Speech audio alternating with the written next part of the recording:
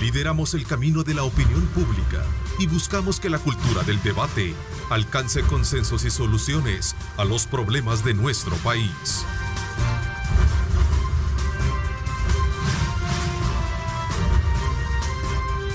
Diálogo con Ernesto López.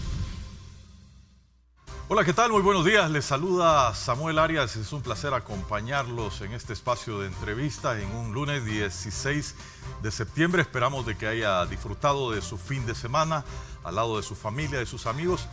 Sobre todo de que haya disfrutado de ese desfile del 15 de septiembre, el desfile de Independencia, en donde pues este año tuvo varias novedades, ¿verdad? Primero fue un recorrido más corto en donde se fusionaron 3 desfiles, el desfile militar, policial y también estudiantil, y el cual terminó en el Parque Cuscatlán, que por cierto mañana va a ser inaugurado ese bonito parque, como ha quedado, como ha sido estructurado para todos los capitalinos.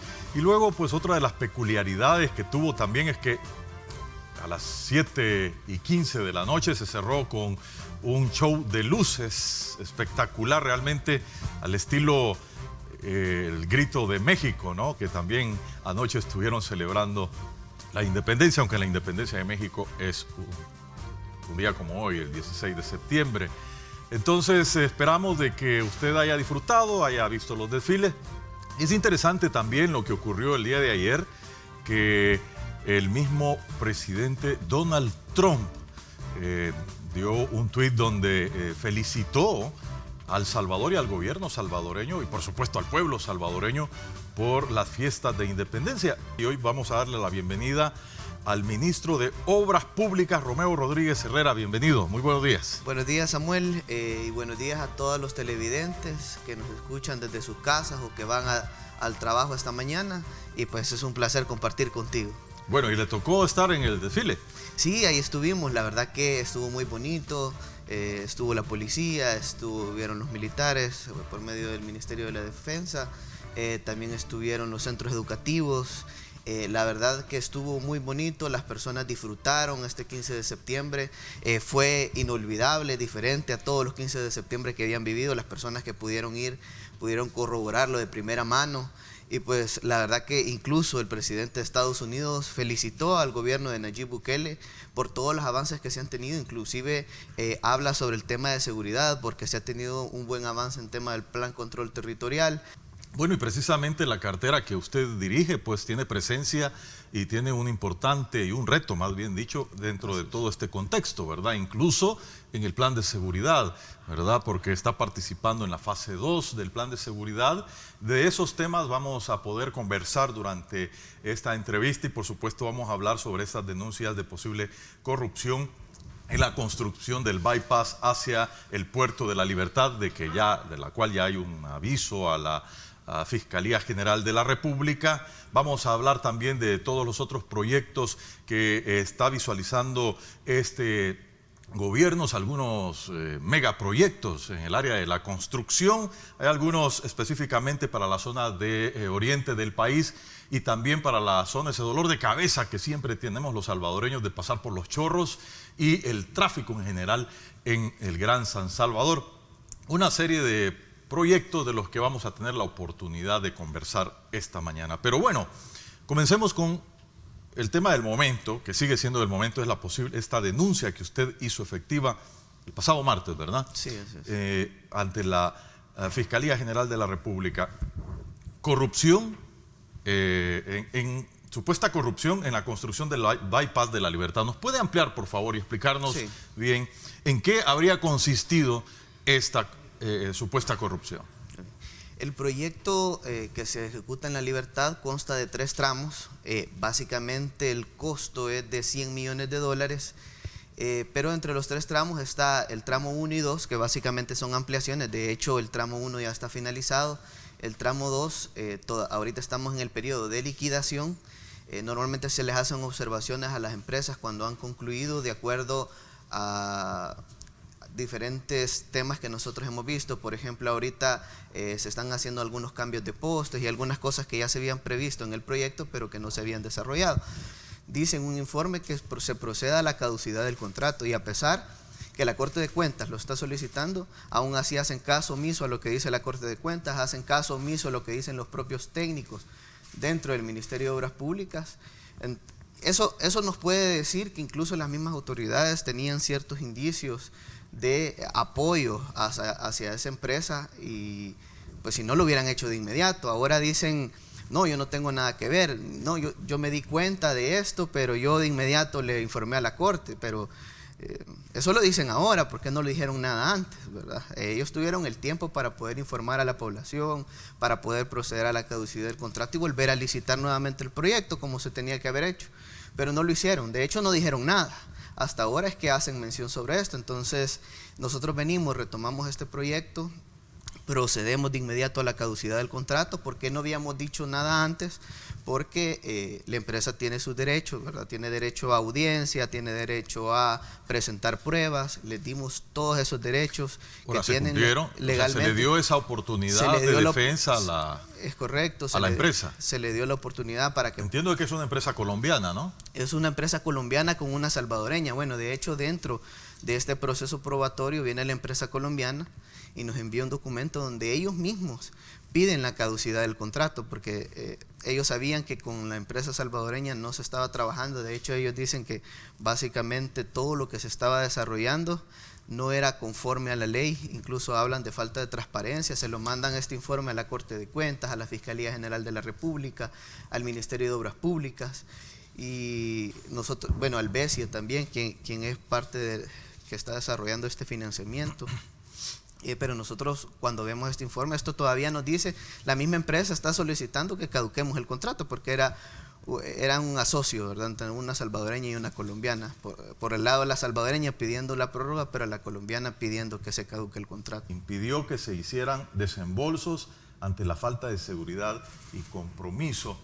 Una entrevista que se da ahora con una de las funcionarias de la Unión Europea, que precisamente se reunió con el presidente Bukele. ¿Qué piensa de este titular y de esa información? Sí, yo creo que esto respalda todo lo que nosotros hemos encontrado. Por ejemplo, lo del Bypass de la Libertad, lo del Citrams, que básicamente todo se financió con fondos públicos, desde la seguridad, desde la terminal, desde los gerentes que se contrataron, los mismos buses con un préstamo de Brasil y el fideicomiso a cargo de Bandesal. Quiere decir que al final, si la empresa no paga, quien va a tener que pagar este préstamo va a ser el Estado. Entonces, bueno, y que la cooperación de la Unión Europea diga que estuvo bloqueada por corrupción en la época de Funes y que fondos se desviaban para la partida secreta, yo creo que eso nos puede comprobar el gobierno que teníamos. Un gobierno que de verdad no estaba al servicio de la gente, sino que estaba al servicio de sus propios intereses. Bueno, la fábrica de empleo era para ellos nada más, ¿verdad? De hecho, te comento que el Ministerio de Obras Públicas, nosotros en 2009 teníamos cerca de 900 empleados. En 2019, cuando nosotros entramos al gobierno, ya teníamos 2.000 empleados. Es decir, duplicaron a los empleados que teníamos, y prácticamente dentro del ministerio, en el área de mantenimiento, colocaron diferentes personas afines al partido. A las mismas personas las ocupaban para hacer campaña política, para ir a tocar las puertas, en lugar de estar haciendo carreteras, en lugar de estar haciendo puentes, en lugar de estar haciendo diferentes obras de infraestructura, las ocupaban para los intereses particulares. Y eso en el Ministerio de Obras Públicas. También en el Viceministerio de Transporte, a los gestores de tráfico los ocupaban también para la campaña política. De hecho, hay un outsourcing que se hizo para contratar a todos estos gestores de tráfico, y en realidad era el disfraz del outsourcing, porque prácticamente a todos los empleados del outsourcing era de dedo, solo decían yo quiero este. De hecho, casi que todas las personas que están contratadas son de Zacatecoluca o vienen desde Santa Ana, ¿verdad? De hecho, se habla de que hay personas relacionadas que vivían en Santa Ana y que por eso trajeron familiares, etcétera, además personas del partido. Entonces, han utilizado el Estado como que fuera su finca, a pesar que las cosas se hicieron mal. Pero nosotros estamos poniendo todo nuestro empeño, todo nuestro equipo trabajando para poder volver a licitar el proyecto del Bypass de la Libertad y poder realizarlo y ejecutarlo de la mejor manera, y que sea una licitación abierta, internacional, que puedan participar las empresas y que pueda ser un proceso transparente como tuvo que haber sido desde el principio. Entonces, ¿No lo fue para ustedes? Para nosotros no lo fue. El ministro de Obras Públicas, exministro Gerson Martínez, dice que sí lo fue. Pues lo tendría que comprobar, pero nosotros consideramos dentro de todos los documentos que hemos presentado que no lo fue. Pues a una empresa no se le puede favorecer tanto. No puede ser que una empresa se retrase y no la multe. No puede ser que se le entregue un anticipo cuando ya lleva un año de diseño y solo tiene 6 meses para construir y la construcción está estimada para un año. No puede ser, no podemos hablar de que fue un proceso transparente cuando trataron de hacer todo lo posible para favorecer a una empresa. Hay claras pruebas que nos puede decir, de hecho con solo esto que te digo, es algo que nos puede probar que de alguna manera trataron de favorecer a la empresa. Y en estos momentos, hoy, ¿cómo está esa obra? ¿Está detenida? Ahorita está detenida. De hecho, no se están ejecutando obras en el segmento 3, pero nosotros esperamos licitarlo a finales de esta semana, más tardar, el proyecto del Bypass de la Libertad, y que obviamente va a haber un proceso de apertura de oferta, cerca de 30 días que se les da a la empresa más o menos, y de ahí de 30 a 60 días para evaluación de ofertas. Luego de la adjudicación, comenzar nuevamente con el proceso. ¿Y estaríamos hablando para cuándo? Pues si no hay ninguna otra traba legal, ¿para nosotros cuándo estimamos pudiéramos esperar esto? Que julio o agosto del próximo año ya estaría terminada la obra. Un año más. Un año más. Y este debió haber sido entregado este julio. En julio de este año. julio. Así es. O sea que los que vamos para el Puerto de la Libertad, con esa mala noticia de que teníamos la esperanza de que ya terminaran eso pronto. Sí, de hecho en julio se iba a terminar el segmento 3, que es la parte más fácil de hecho del proyecto, y el segmento 1 y 2, que prácticamente son las partes más complicadas, van a terminar en el primer trimestre del próximo año. Es decir, vamos a tener entrada al bypass, pero no vamos a tener salida. Pero nosotros ya como gobierno estamos trabajando en eso. Hemos puesto a todo nuestro equipo del Ministerio de Obras Públicas a trabajar en conjunto para poder licitar lo más pronto posible y ejecutar la obra. Nosotros estamos para corregir la negligencia del pasado, para hacer las cosas bien. Ya nuestro equipo está poniendo todo su empeño para realizar la obra y pues pronto van a ver el Bypass de la Libertad. ¿Tendremos garantía de que esto se concluya en el tiempo establecido, en estos nuevos tiempos establecidos? Sí, la verdad que nosotros, de hecho dentro de los proyectos que tenemos hemos hablado con las empresas, que ahora ya no es como antes, que no les ponían multa por favorecerlos o no sabemos qué había detrás, sino que ahora de verdad las cosas se están haciendo de manera transparente y que si... Ahora, para ser honestos, los salvadoreños ya estamos acostumbrados a los atrasos en obras grandes y sobre todo en obras del gobierno. O sea, eso de los atrasos como que ya es el pan de cada día. Sí, lo que pasa es que nosotros incluso dentro de los proyectos hemos encontrado que no se les multaba, a pesar que había que multar a las empresas en los diferentes proyectos. Prácticamente el gobierno era bastante permisivo en este tipo de cosas. Entonces nosotros hemos cambiado esta forma de gobernar y ahora hacemos las cosas como tienen que ser. Si una empresa se retrasa, pues tocaría colocarle una multa, en caso que corresponda una multa. Entonces nosotros estamos poniendo todo nuestro empeño para que cada proyecto se desarrolle en su tiempo. Estamos supervisando las obras, tenemos un equipo de auditoría que está viendo la calidad de las obras, porque no solo es el tiempo, sino también es la calidad de los proyectos. Entonces hemos puesto todo el Ministerio de Obras Públicas en función del bienestar de todos los salvadoreños, ya no en función de intereses particulares. Al terminar esta auditoría, ¿podría haber un nuevo aviso a la Fiscalía? Sí, de hecho lo vamos a hacer. Vamos a presentar un aviso a la Fiscalía con las diferentes pruebas. La población merece una respuesta en tema de transparencia, una respuesta que de verdad haya un resarcimiento de esos daños que se le han generado al Estado, porque se han favorecido intereses particulares a cambio de favorecer intereses del Estado. Cuando nosotros primamos los intereses particulares en la función pública, eso no debería de estar pasando, pues. Antes eran críticos de los gobiernos anteriores, de la corrupción que se dio en gobiernos anteriores, pero siguieron con lo mismo.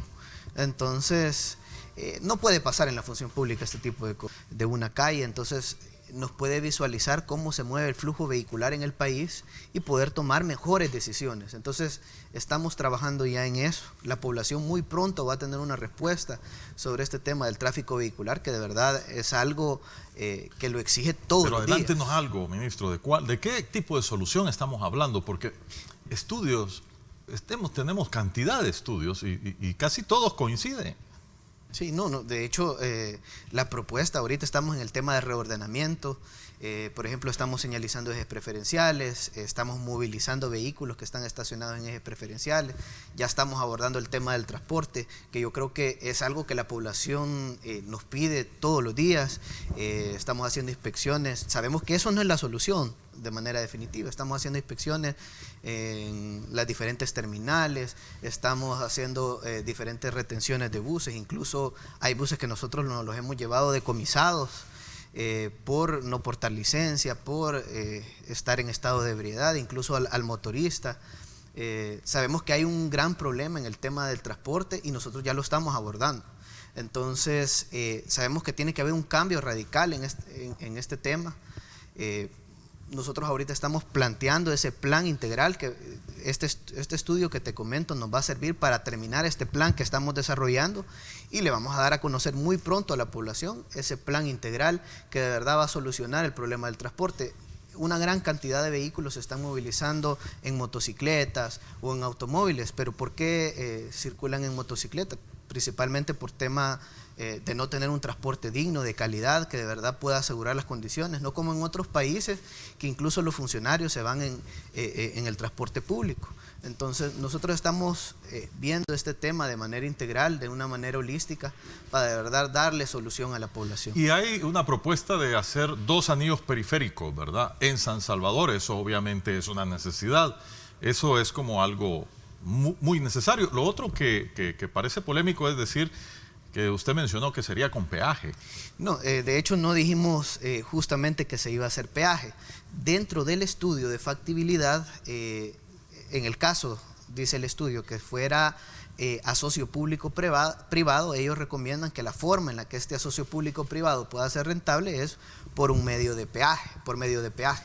Así tiene que ser, y yo creo que cuando un gobierno responde a los intereses de la gente y no a intereses privados, las cosas sí se pueden dar. Lo que pasa es que el gobierno anterior respondía a intereses particulares.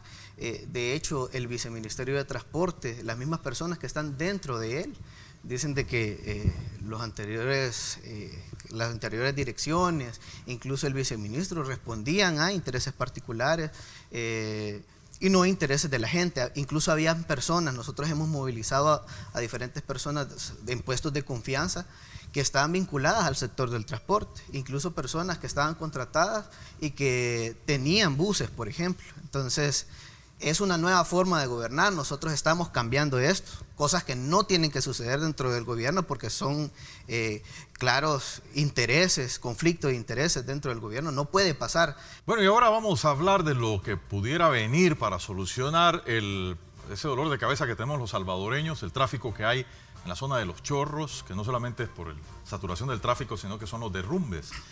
Ministro, se habla de 2 opciones, un viaducto o un túnel, abrir la montaña. ¿De qué estaríamos hablando exactamente?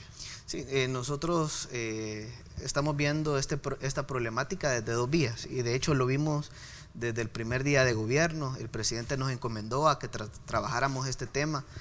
De hecho, dentro de los estudios que nosotros hicimos, el lugar donde más se mueven personas a San Salvador normalmente se conoce que es Soyapango, pero en realidad es de Lourdes a San Salvador. Ese es el lugar número 1, y el lugar número 2 es de Soyapango a San Salvador. Entonces sabemos que hay una gran necesidad y ha crecido muchísimo. Nosotros lo estamos abordando desde 2 vías, desde la vía de vulnerabilidad, donde han perdido muchas personas su vida. Prácticamente todos los años hay deslizamiento de roca porque el talud está compuesto por 2 partes, un estrato rocoso y otro estrato que básicamente es de tierra, y que normalmente es ahí donde colapsa esas rocas porque la tierra no está sólida. Entonces prácticamente todos los años nosotros sufrimos diferentes percances. Lo que normalmente se ha hecho en la vía, en esta parte de vulnerabilidad, es colocar mallas y protecciones para que no puedan seguir cayendo rocas. Pero a pesar de eso, nosotros hemos visto que han sucedido diferentes eventos. De hecho, en abril del año pasado volvieron a caer rocas. Este año hubieron deslizamientos también de rocas. Y se ha estado trabajando en ello, pero sabemos que esa no es la solución definitiva. Y por otro lado, también hemos visto la vía de la capacidad de la carretera. De hecho, yo pedí un estudio, porque nosotros tenemos estudios y datos de tráfico vehicular, y lo primero que vimos es que la vía se había sobrepasado hace 10 años. Es decir, no se había hecho nada en Los Chorros y hace 10 años ya se sobrepasó la capacidad de la carretera. Entonces, obviamente nosotros pudiéramos decir, vamos a ampliar la carretera a 10 carriles, y en el tiempo eso no va a ser solución. Por eso te comento que lo estamos viendo de manera holística, y que también el tema del transporte es algo que también está dentro de este plan que nos va a ayudar a solucionar el problema de Los Chorros. Pero en el tema de infraestructura, nosotros lo estamos viendo desde esas dos vías, desde la vía de vulnerabilidad y de riesgo, que básicamente son 1.6 kilómetros, los de riesgo 1.3 a 1.6. Que es donde están esos despeñaderos. Así es, y también de la parte de la capacidad de la carretera, que sabemos que ha colapsado. Estamos trabajando en un plan integral, de hecho esperamos este mismo año lanzar la licitación del diseño de este proyecto. Que estudie esas dos opciones, de abrir la montaña o de ampliar. Nosotros estamos viendo las alternativas. Obviamente son los dos componentes. O sea, el proyecto integral tiene que incluir los dos componentes, la de la vulnerabilidad y la de la ampliación. Entonces, nosotros lo estamos incluyendo dentro del proyecto. Es una solución de verdad definitiva, que es lo que nos pidió el presidente. Hoy sí iban a tener una solución definitiva antes. De hecho, nosotros revisamos los proyectos, si había algo que hacer en Los Chorros. Incluso en los proyectos de infraestructura jamás se contempla ver Los Chorros. Es un proyecto totalmente nuevo, y un proyecto que la población lo va a ver lo más pronto posible, porque de hecho esperamos que este año lancemos la licitación del diseño para luego comenzar la construcción.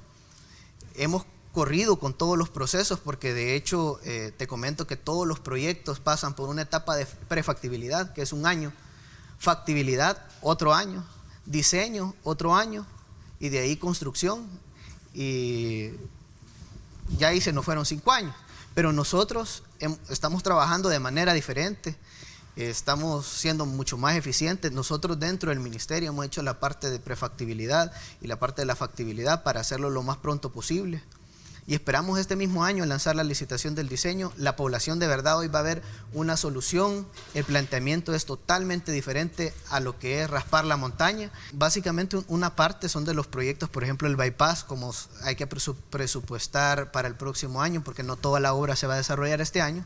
Hay una parte que va del bypass, hay otra parte que va de otros proyectos que tenemos. El bypass de la Libertad, por ejemplo, que ya hemos hablado de esta problemática, también hay fondos que se van a trasladar, porque nosotros lo vamos a licitar nuevamente, y nosotros sí lo vamos a hacer. Tenemos también el problema de Los Chorros, que sabemos que es un proyecto emblemático, y que nuestra idea es ejecutarlo lo más pronto posible, la construcción de este nuevo proyecto, de un proyecto que de verdad solucione. Pero nosotros obviamente vamos a tener que solicitar un préstamo para este proyecto, pero como te comento, al final de cuentas, cualquier obra de infraestructura que nosotros queramos desarrollar, lejos de ser una pérdida para el país, aunque sea préstamo, va a resultar en efectos positivos, porque tenemos un costo de cerca de 66 millones de dólares que estamos gastando en una carretera. Y finalmente, porque ya se nos está agotando el tiempo, hablemos un poco de los resultados de la participación del Ministerio de Obras Públicas en el plan de la fase 2 de recuperación territorial, que entiendo, pues bueno, que eso es también parte importante, pues la recuperación de los territorios, por de llevarle desarrollo, y mucha gente lo que pide de entrada es una calle. Cuéntenos cuáles han sido los resultados y la presencia que se está teniendo por parte de Obras Públicas. Sí, la verdad que hoy el gobierno trabajamos de manera diferente. Tenemos un gabinete territorial donde ahí vemos diferentes proyectos para poder llegar a las comunidades. Se han priorizado comunidades que habían sido estigmatizadas por años y que nadie les había dado una respuesta. Nosotros, de hecho, desde el primer día que se lanzó la fase 2 del Plan Control Territorial, comenzamos en un lugar emblemático donde había sido olvidado por años, y que de hecho la delincuencia había tomado los diferentes comercios que habían en la zona. En La Gloria. En La Gloria. Ahí fue donde nosotros iniciamos. Nosotros ahí hicimos la calle, le hicimos en La Gloria, San Pedro, y en la avenida Lincoln. Hicimos las calles, señalizamos, colocamos luminarias, y un proyecto totalmente integral. Y de hecho unido con la fase 1, que es la parte de la seguridad. Ahí hay policías 24/7 ya integrados. De hecho, nosotros visitamos el lugar cuando estábamos ejecutando las obras y las mismas personas nos decían: ahora ya voy a poder abrir el negocio que cerré, porque lo tuve que cerrar debido a la falta de seguridad, pero ahora como está cambiando este nuevo gobierno, hoy ya voy a poder volver a abrir mi negocio. Y en otras partes, por ejemplo en la Lincoln, que nosotros estábamos trabajando, nos decían: bueno, aquí ni el alcalde viene, no viene nadie, porque todos dicen que es un lugar inseguro, ni el Ministerio de Obras Públicas, que le pidieron en diferentes ocasiones ayuda, tampoco llegaba al lugar. Y todos me decían: no, es que ahí no es seguro, es que ahí no es seguro. Pero hoy con la fase 1, que fue la primera parte del Plan Control Territorial, sumado con la intervención de oportunidades que nosotros llevamos a las comunidades, pudimos llegar al lugar, hicimos la calle, todas las personas de la comunidad están contentas y de verdad hoy tienen un lugar más seguro. Pero ese es como el modelo a realizar. Así pero la es. necesidad es grande. Así es, y así estamos en diferentes comunidades. Estamos en Santa Ana, estuvimos en Emanuel, estamos en Sonsonate, estamos en Aguachapán, estamos en La Unión, estamos en Morazán. Estamos en diferentes comunidades dentro del país, interviniendo en calles, en colocación de puentes, entre otro tipo de cosas que de verdad transformen, porque ahora ya no la vemos la obra como esa obra gris que se veía antes, sino que una obra transformadora que de verdad lleve soluciones y respuestas a las comunidades. Ministro, quiero agradecerle, ¿verdad?, por su participación y por esta amplia explicación para los salvadoreños, ¿verdad? Y muchas gracias por participar en este espacio. No, gracias a ti y a todas las personas que nos escucharon esta mañana. Tengan muy buenos días. Bueno, y a ustedes, amigos televidentes, también les agradecemos siempre su fiel sintonía y tengan un feliz lunes. Lideramos el camino de la opinión pública y buscamos que la cultura del debate alcance consensos y soluciones a los problemas de nuestro país.